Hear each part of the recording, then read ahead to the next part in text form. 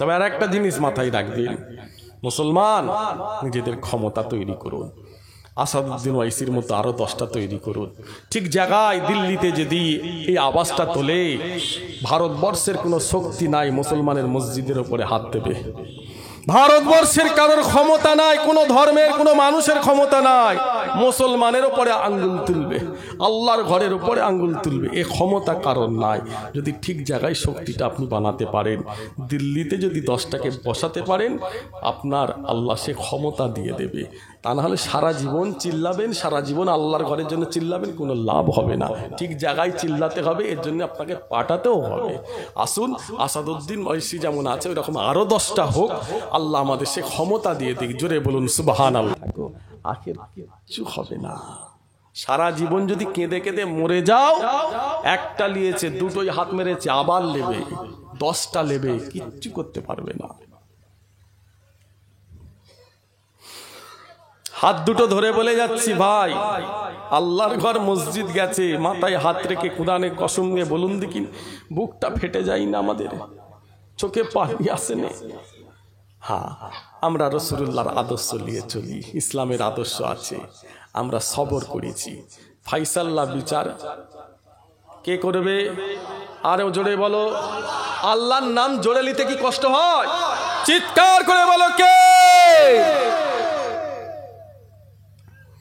কোরআন সত্য, কোরআন মিথ্যা নয়। সবর করে, হার মুসলমানদের হবে না। বাবরি ছিল, আছে, কিয়ামত পর্যন্ত থাকবে। আরো জোরে বলতে হবে আল্লাহু আকবার।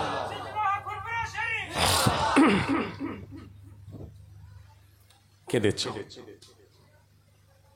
কান্না তো স্বাভাবিক। আমার আল্লাহর ঘর, আমাদের যে দরদ, যন্ত্রণা, কষ্ট অন্য কোনো ধর্মের মানুষের হবে না।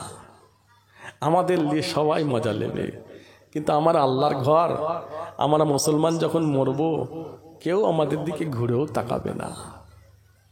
মুসলমানদের এখানে কেউ নাই, আল্লাহ আল্লাহ রসুল ছাড়া। আর তুমি ভাইয়ে ভাইয়ে ঝগড়া করছো,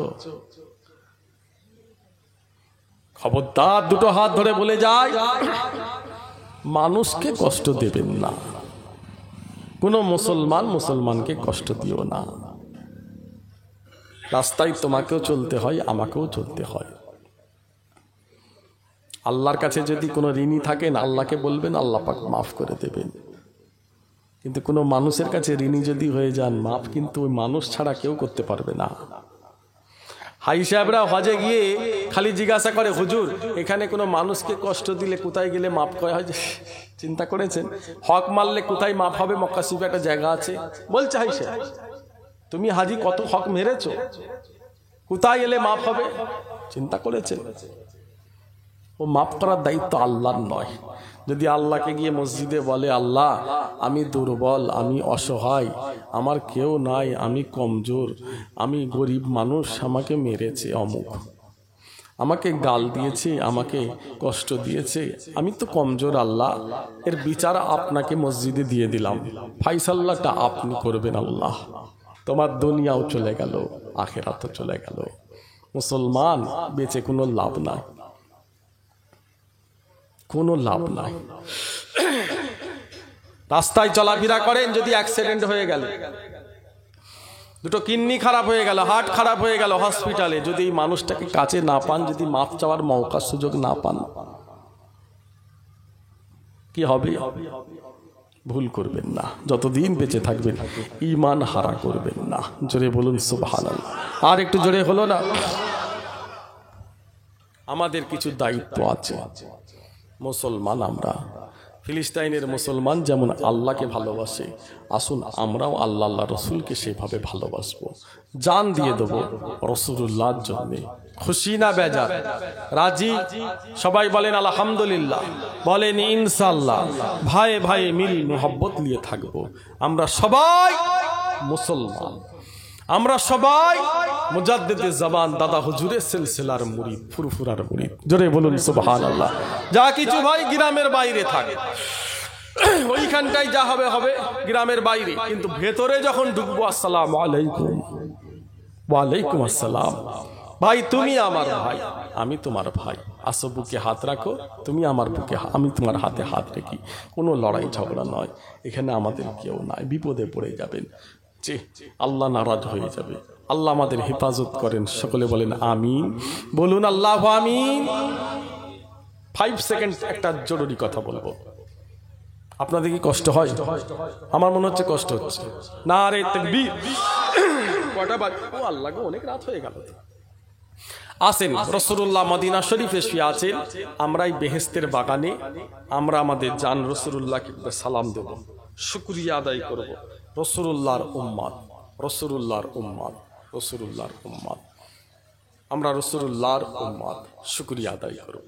আসুন না, 5 সেকেন্ড কথাটা ঘরে শুয়ে শুয়ে ভাববেন, ঘরে শুয়ে শুয়ে ভাববেন।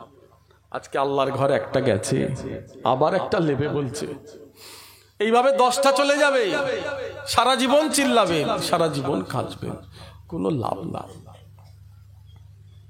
আমরা এখানে দুর্বল, ওদের পাওয়ার আছে, ওরা লিখছে।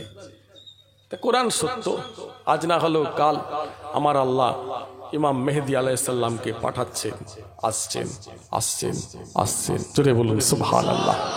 ইমাম মেহেদী আলাইহিস সালাম এসে যাবে।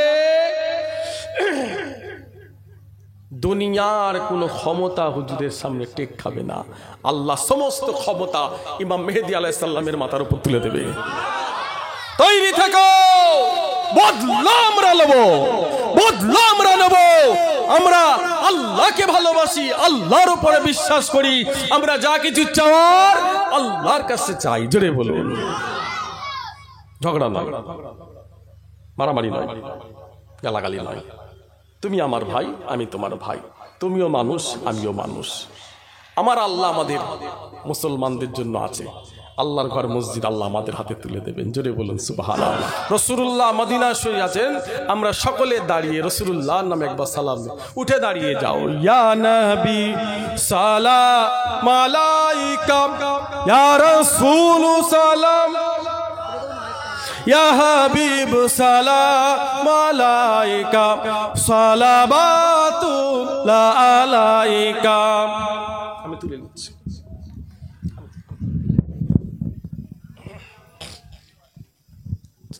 চাচা একটু সামনের দিকে, মারহাবা। ঠিক আছে, ঠিক আছে। ছোট ভাই তোমরা একটু আগে আসো না, চাচারা থাক না ওখানে। এই করছি, তোমরা আগে আসবে তো। সামনের কাতারে, সবসময় সামনে কাতারে, মসজিদের সামনে কাতারে ছেলেরা থাকবে, ইয়ংরা সামনের কাতারে থাকবে মসজিদে। তোমাদের ইবাদত আল্লাহর দরবারে সব থেকে পছন্দনীয়। ইসালে সাহেব সামনের কাতারে থাকবে, আব্বারা তো আছে, তোমরা সামনে কাতারে থাকবে। তোমাদের নামাজ, তোমাদের তাসবিহ, তোমাদের জিকির, তোমাদের ইবাদত আল্লাহর দরবারে সব থেকে বেশি পছন্দনীয়। জোরে বলুন সুবহানাল্লাহ।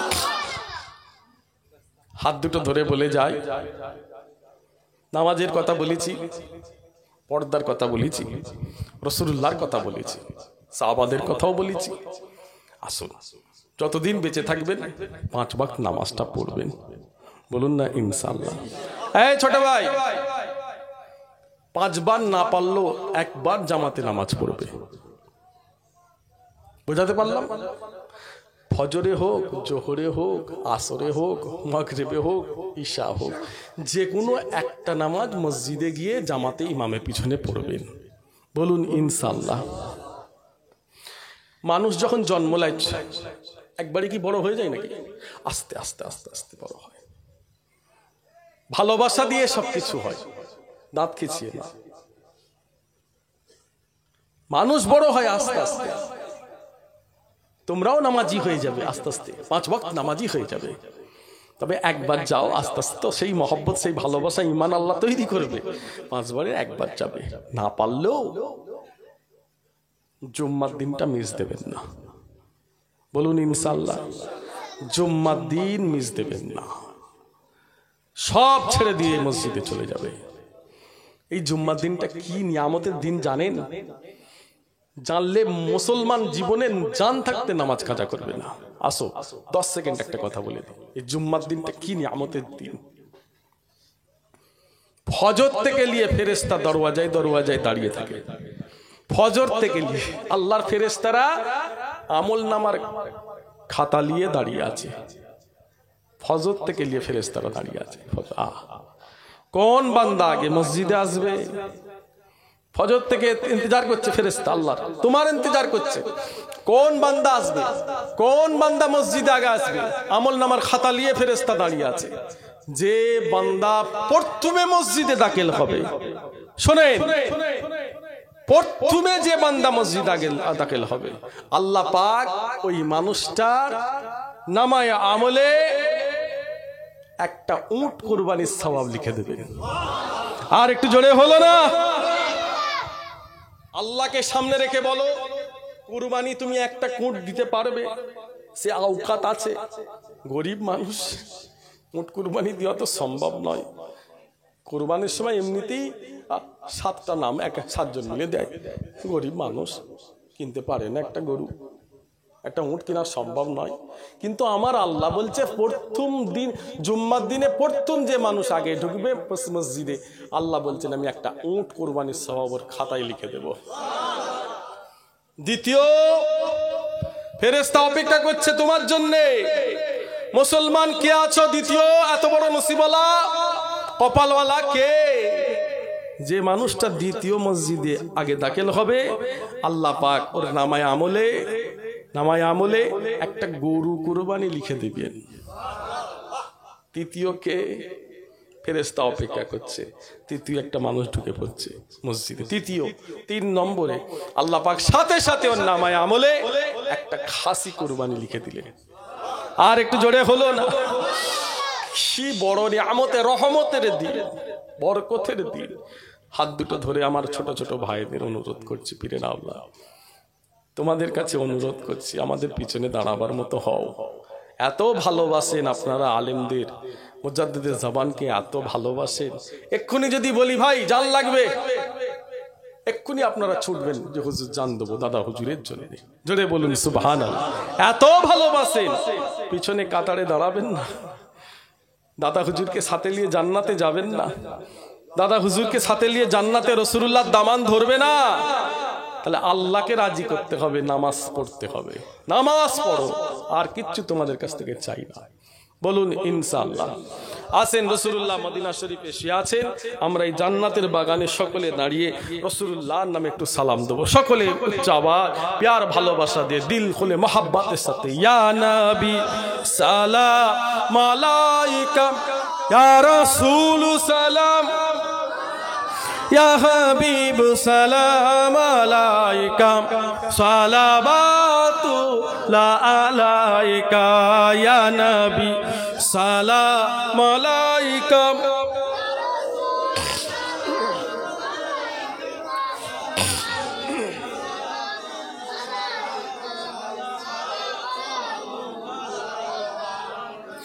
तेरे याद कमली वाले मेरे जीने का सहारा, तेरे याद कमली वाले मेरे जीने का सहारा। अच्छी हूँ या मैं बुरा हूँ, आखिर हूँ तो मैं तुम्हारा, या नबी सलाम अलैका, या हबीब सलाम अलैका। मेरे आका कमली वाले मेरे दिल में रहने वाले, मेरे आका कमली वाले मेरे दिल में रहने वाले, मेरे दिल से अब न जाना हे मदीने रहने वाले, या नबी सलाम अलैका, या हबीब सलाम अलैका। ताला अल बदरु अलैना मिन सनियतिल वदाई, वजब शुक्र अलैना मदा लिल्लाह दाई, या नबी सलाम अलैका,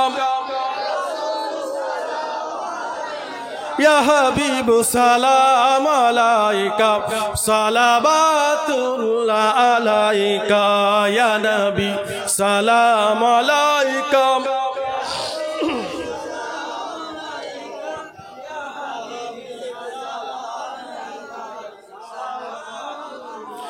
নবীজির আব্বা আব্দুল্লাহ নবীজির আম্মা আমিনা নবীজির দুধমা হালিমা নবীজির রওজা মদিনা ইয়া নবী সালাম আলাইকা ইয়া রাসূল সালাম ইয়া হাবিব সালাম আলাইকা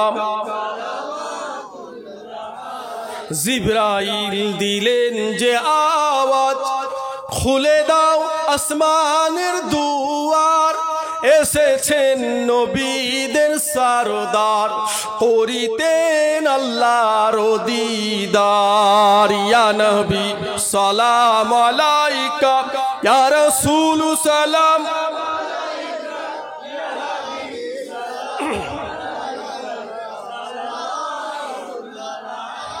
তায়েফের দুষ্ট ছেলেরা নবীকে পাগল বলিয়া মারিল পাথর ছুঁড়িয়া উঠিল আরশ কাঁপিয়া ইয়া নবী সালাম আলাইকা ইয়া রাসূল সালাম ইয়া হাবিব সালাম আলাইকা ইয়া নবী ইয়া নবী ইয়া নবী ইয়া নবী ইয়া নবী ইয়া নবী সালাম আলাইকা ইয়া রাসূল সালাম আলাইকা ইয়া হাবিব সালাম আলাইকা কবরে থাকিব একা হাসরে উঠিব একা কবরে থাকিব একা হাসরে উঠিব একা সেটাই গিয়ে পাই যেন নূর নবীজি আপনার ইয়া নবী সালাম আলাইকা ইয়া রাসূল ইয়া হাবিব সালাম আলাইকা সালাওয়াতুল্লাহ আলাইকা সকলে বসুন সকলে বসুন এই করছি সবাই বসো উঠবে না এই শোনাও যাচ্ছে কোথায় এই কলজে বসবে তো বসো সবাই বসেন দেখো দেখি প্যান্ডেল আলহামদুলিল্লাহ